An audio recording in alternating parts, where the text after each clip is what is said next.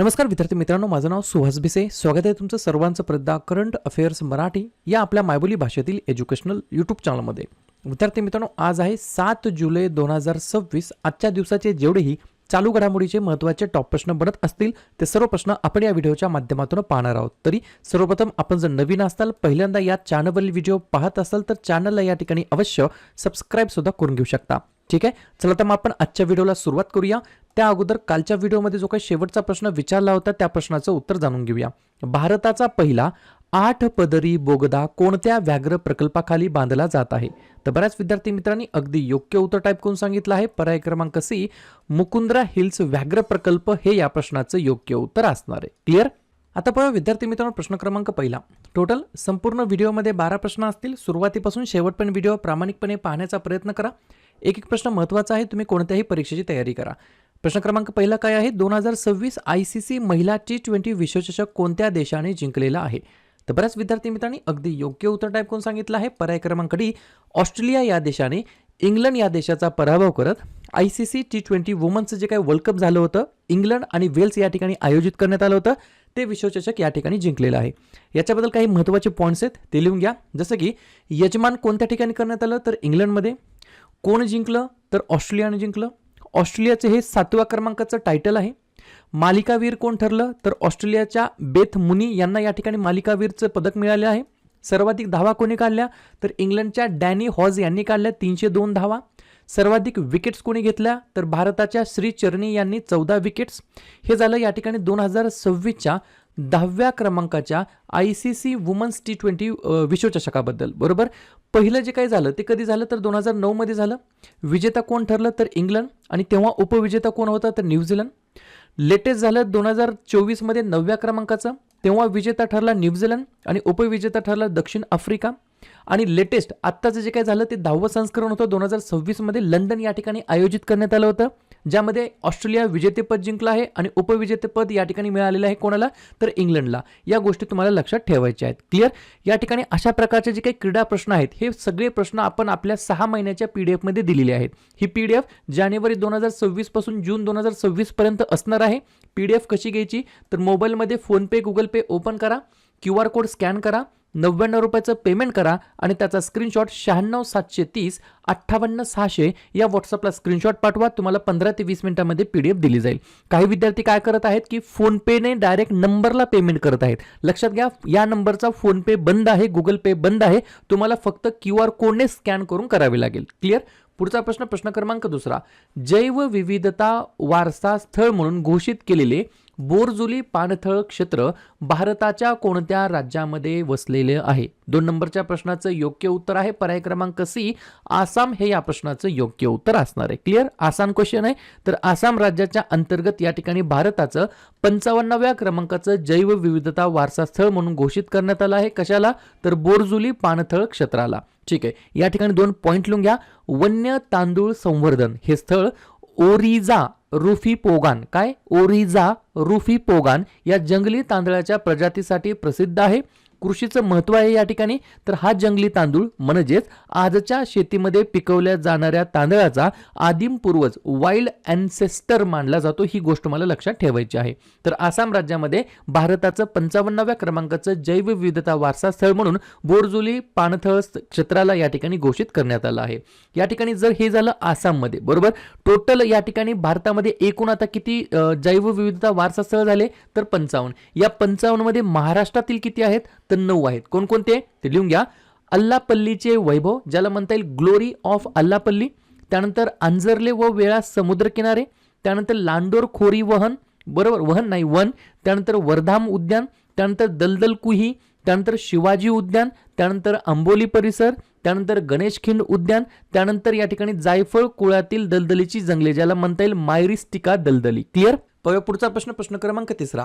2026-27 या कालावधीसाठी CII म्हणजेच काय? कॉन्फेडरेशन ऑफ इंडियन इंडस्ट्रीचे प्रेसिडेंट कोण असणार आहेत? 3 नंबरच्या प्रश्नाचं योग्य उत्तर आहे पर्याय क्रमांक बी, R मुकुंदन असं त्यांचं नाव आहे. काय नाव आहे? R मुकुंदन असं त्यांचं नाव आहे. 2026-27 या कालावधीसाठी कॉन्फेडरेशन ऑफ इंडियन इंडस्ट्रीचे अध्यक्षपद त्यांच्याकडे देण्यात आलेलं आहे. प्रश्न आहे एखाद्या नियुक्तीबद्दल. तर बाकीच्या लेटेस्ट ज्या काही नियुक्त्या झालेल्या आहेत, अपॉइंटमेंट झाले आहेत, त्याच्यावरती आपण एकदा रिव्हिजन रिव्हिजन टाकूया. लिहून घ्या. महाराष्ट्र राज्याच्या खो खो संघटनेच्या अध्यक्षपदी सुनेत्रा अजित पवार. भारत जनगणना 2027 साठी ब्रँड अँबॅसेडर पदी होते सुदर्शन पटनायक. मोसाद या एजन्सीचे नेक्स्ट चीफ बनलेले आहेत रोमन गॉफमन. फिक्कीचे महासचिव अनंत स्वरूप. राज्यसभाचे उपसभापती बनलेत हरिवंश नारायण सिंह. नॅस्कॉमच्या अध्यक्षपदी श्रीकांत वेलमकन्नी. संरक्षण लेखा नियंत्रकपदी अनुग्रह नारायण दास. बॅडमिंटन वर्ल्ड फेडरेशनच्या परिषदेच्या अध्यक्षपदी PV सिंधू. भारताचे पुढील संरक्षण प्रमुख CDS बनले तिसऱ्या क्रमांकाचे NS राजा सुब्रमणी. भारतीय नौदलाचे प्रमुख बनलेत व्हाईस ॲडमिरल कृष्ण स्वामीनाथन. विक्रम साराभाई अंतराळ केंद्राच्या संचालकपदी UP राजू आणि कॉन्फेडरेशन ऑफ इंडियन इंडस्ट्रीच्या अध्यक्षपदी R मुकुंदन यांची नियुक्ती झाली आहे. पुढचा प्रश्न क्रमांक 4. जागतिक पासपोर्ट निर्देशांक ज्याला म्हणता येईल ग्लोबल पासपोर्ट इंडेक्स याच्यामध्ये 2026च्या रँकिंगमध्ये भारताचा क्रमांक किती आहे? 4थ्या नंबरच्या प्रश्नाचं योग्य उत्तर आहे पर्याय क्रमांक A. आपल्या प्यारा भारताचा 125वा क्रमांक आहे आउट ऑफ 197 कंट्रीज. बरोबर. याच्यामध्ये अव्वल 5 देश आहेत स्वीडन, स्वित्झर्लंड, फिनलँड, जर्मनी आणि डेन्मार्क. बरोबर. तर भारताचा क्रमांक 125वा आहे 157 देशांच्या रँकिंगमध्ये. प्रश्न आहे एखाद्या निर्देशांकमध्ये भारताच्या आलेल्या स्थानाबद्दल. तर लगेच काय करूया, बाकीचे जे काही वेगवेगळे निर्देशांक या ठिकाणी प्रसारित झाले त्याच्यामध्ये भारताचा क्रमांक किती आहे याच्यावरती आपण एकदा नजर टाकूया. लिहून घ्या. वर्ल्ड सायबर क्राईम इंडेक्स 2026 मध्ये 10वा क्रमांक. जागतिक स्तरावर पेटंट दाखल करण्याच्या बाबतीमध्ये 6वा क्रमांक. जागतिक पत्रकारिता स्वातंत्र्य निर्देशांकमध्ये 157वा क्रमांक. हेनली पासपोर्ट इंडेक्स 2026 मध्ये 75वा क्रमांक. डिजिटल अर्थव्यवस्था 2026 मध्ये 5वा क्रमांक. AI कामगिरी 2026च्या बाबतीमध्ये 4था क्रमांक. लष्करी खर्चाच्या बाबतीमध्ये 5वा क्रमांक. शस्त्रास्त्र आयातीच्या बाबतीमध्ये 2रा क्रमांक. शाश्वत विकास अहवालाच्या बाबतीमध्ये 94 क्रमांक आणि जागतिक पासपोर्ट निर्देशांकच्या बाबतीमध्ये 125वा क्रमांक. पुढचा प्रश्न क्रमांक 5. व्यावसायिक स्तरावर माचा टीचे प्रोडक्शन करणारे, माचा चहाचे उत्पादन करणारे पहिले भारतीय राज्य कोणते ठरले आहे? तर पर्याय क्रमांक D. आसाम हे या प्रश्नाचं योग्य उत्तर असणार आहे. 2 पॉईंट लिहून घ्या. या ठिकाणी व्यावसायिक स्तरावर म्हणजेच कमर्शियल स्टेपवरती या ठिकाणी माचा चहाचे उत्पादन करणारे पहिले भारतीय राज्य ठरलं आहे आसाम. 1 पॉईंट लिहून घ्या. तिनसुकिया जिल्ह्यातील छोटा टिगराई चहा मळ्यामध्ये हा महत्त्वाचा टप्पा गाठला गेला जो भारताच्या कृषी आणि पेय क्षेत्रामध्ये भारत जपानच्या एका मोठ्या सहकार्याची या ठिकाणी सुरुवात आहे. पर्याय क्रमांक D. आसाम हे या प्रश्नाचं योग्य उत्तर असणार आहे. आसामबद्दल सांगायचं म्हटलं स्थापना 26 जानेवारी 1950. मुख्यमंत्री आहेत हिमंता बिस्वा शर्मा. राज्यपाल आहेत लक्ष्मण प्रसाद आचार्य. राजधानी आहे दिसपूर. या ठिकाणी 5 महत्त्वाचे राष्ट्रीय उद्यान आहेत काझीरंगा, मानस, दिब्रू सैखोवा, रायमोना, देहिंग पटाई आणि 2 महत्त्वाचे धरण आहेत पगलडिया आणि सुबानसिरी. पुढचा प्रश्न त्या अगोदर RTO AMVI 2026 सहाय्यक मोटार वाहन निरीक्षक या ठिकाणी इग्नाइट अकॅडमीची आरंभ बॅच 3.0 या ठिकाणी सुरू झाली आहे 29 जून पासून. पुणे, छत्रपती संभाजीनगर, नाशिक या ठिकाणी ऑफलाईन बॅचेस ऑलरेडी सुरू झाले आहेत. ऑनलाईन बॅचेस आहेत मराठी माध्यम, इंग्लिश माध्यम दोन्ही ठिकाणी आहेत. ऑनलाईन बॅचेस मध्ये लाईव्ह आणि रेकॉर्डेड देखील तुम्हाला मिळणार आहे विथ स्टडी मटेरियल मिळणार आहे. पहिल्या 500 विद्यार्थ्यांसाठी या ठिकाणी 30% तुम्हाला डिस्काउंट भेटणार आहे. RTO 30 हा कुपन कोड तुम्हाला यूज करायचा आहे. हे सगळी बॅच जी काही आहे ती इग्नाइट अकॅडमीच्या ॲप्लिकेशनमध्ये मिळणार आहे. ॲप्लिकेशनची लिंक डिस्क्रिप्शन बॉक्समध्ये देऊन ठेवतो. क्लिअर. पुढचा प्रश्न क्रमांक 6. सायटॉप्सिस इंडिका नावाची खोल समुद्रातील माशांची नवीन प्रजाती अलीकडेच कोणत्या राज्यामध्ये सापडलेली आहे? 6व्या नंबरच्या प्रश्नाचं योग्य उत्तर आहे पर्याय क्रमांक C. केरळ हे या प्रश्नाचं योग्य उत्तर असणार आहे. 2 पॉईंट लिहून घ्या. ते दक्षिण केरळच्या किनाऱ्याजवळील अरबी समुद्रामध्ये आढळलेले आहे. हे सिटॉप्सिस प्रजातीचे आहे ज्याला सामान्यतः डोरी म्हणून देखील या ठिकाणी ओळखलं जातं. तर पर्याय क्रमांक C. केरळ हे या प्रश्नाचं योग्य उत्तर असणार आहे. केरळबद्दल सांगायचं म्हटलं तर स्थापना 1 नोव्हेंबर 1956. मुख्यमंत्री VD सतीसन. राज्यपाल राजेंद्र आर्लेकर.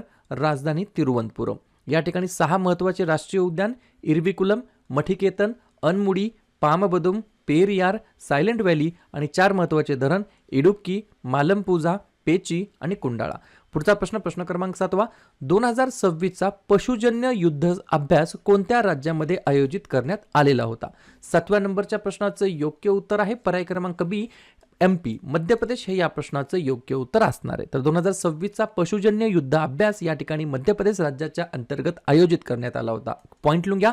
वन हेल्थ दृष्टिकोनाचा वापर करून प्राण्यांपासून मानव आणि वन्यजीवांमध्ये पसरणाऱ्या झुनोटिक आजाराच्या संभाव्य उद्रेकासाठी भारताची तयारी, समन्वय आणि आपत्कालीन प्रतिसाद तपासणे हा या सरावाच्या मागचा उद्देश होता. तर पर्याय क्रमांक बी मध्य प्रदेश हे या प्रश्नाचं योग्य उत्तर असणार आहे. मध्य प्रदेशबद्दल सांगायचं म्हटलं तर स्थापना 1 नोव्हेंबर 1956, मुख्यमंत्री आहेत मोहन यादव, राज्यपाल आहेत मंगूबाई छगनभाई पटेल, राजधानी आहे भोपाळ.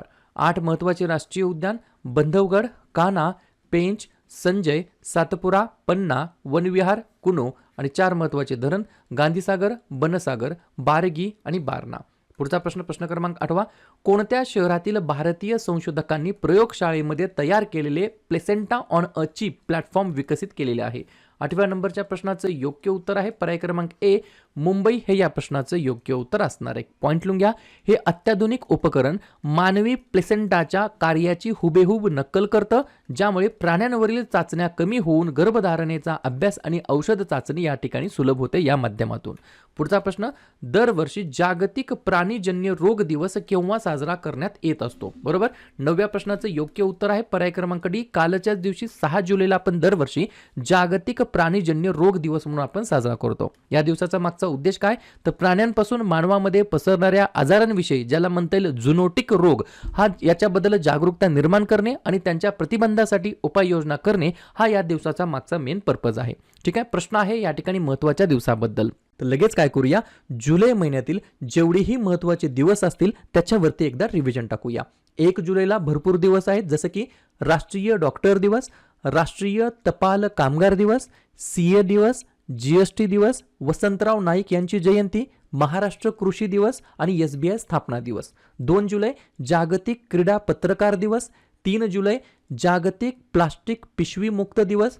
या ठिकाणी जुलै महिन्यातील पहिल्या शनिवारी म्हणजेच 4 जुलै 2026ला यावर्षी आंतरराष्ट्रीय सहकार दिवस, 11 जुलै जागतिक लोकसंख्या दिवस, 12 जुलै जागतिक मलाला दिवस, 17 जुलै आंतरराष्ट्रीय न्यायासाठी जागतिक दिवस, 18 जुलै आंतरराष्ट्रीय नेल्सन मंडेला दिवस आणि अण्णाभाऊ साठे स्मृती दिवस, 20 जुलै आंतरराष्ट्रीय बुद्धिबळ दिवस, 23 जुलै लोकमान्य टिळक जयंती, 26 जुलै कारगिल विजय दिवस, 28 जुलै जागतिक निसर्ग संवर्धन दिवस आणि जागतिक हिपॅटायटिस दिवस आणि 29 जुलै आंतरराष्ट्रीय व्याघ्र दिवस. क्लिअर.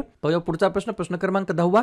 भारतामध्ये सेमीकंडक्टर चिपचे व्यावसायिक उत्पादन अलीकडेच कोठे सुरू झालेले आहे? तर पर्याय क्रमांक सी गुजरात या प्रश्नाचं योग्य उत्तर असणार आहे. तर गुजरात राज्याच्या अंतर्गत या ठिकाणी भारतामध्ये या ठिकाणी सेमीकंडक्टर चिपचं कमर्शियलरित्या या ठिकाणी प्रोडक्शन सुरू झालेलं आहे. जाता जाता गुजरातबद्दल आपण चर्चा करून जाऊया. स्थापना 1 मे 1960, मुख्यमंत्री भूपेंद्र पटेल, राज्यपाल आचार्य देवव्रत, राजधानी गांधीनगर. 3 महत्त्वाचे राष्ट्रीय उद्यान गीर, ब्लॅकबक, वनसदा आणि 5 महत्त्वाचे धरण सरदार सरोवर, उकाई, काढणा, दंतीवाडा आणि दारुई. पुढचा प्रश्न, अलीकडेच भारताने कोणत्या देशाच्या 13 नागरिकांसाठी तात्काळ दूतावास प्रवेशाची मागणी केलेली आहे? 11व्या नंबरच्या प्रश्नाचं योग्य उत्तर आहे पर्याय क्रमांक बी पाकिस्तान हे या प्रश्नाचं योग्य उत्तर असणार आहे. शेवटचा प्रश्न क्रमांक 12. अलीकडेच प्राधान्य यादीमध्ये किती व्याघ्र अभयारण्याचा या ठिकाणी समावेश करण्यात आलेला आहे? तर या ठिकाणी पर्याय क्रमांक ए 25 या ठिकाणी व्याघ्र अभयारण्याचा जो काही प्रायोरिटी लिस्ट आहे त्याच्यामध्ये या ठिकाणी समावेश करण्यात आला आहे. ही गोष्ट मला लक्षात ठेवायची आहे परीक्षेच्या दृष्टिकोनातून. क्लिअर. तर अशा प्रकारे विद्यार्थी मित्रांनो हे होते आजचे 12 प्रश्न. उपक्रम कंटेंट हा जो काही प्रयत्न आपण सुरू केला आहे मराठी भाषेमध्ये कसा वाटतो अवश्य कमेंट करत चला. आणि तुमच्यासाठीचा आजचा खास प्रश्न, भारतासाठी आंतरराष्ट्रीय क्रिकेटमध्ये पदार्पण करणारा सर्वात तरुण खेळाडू कोण ठरला आहे?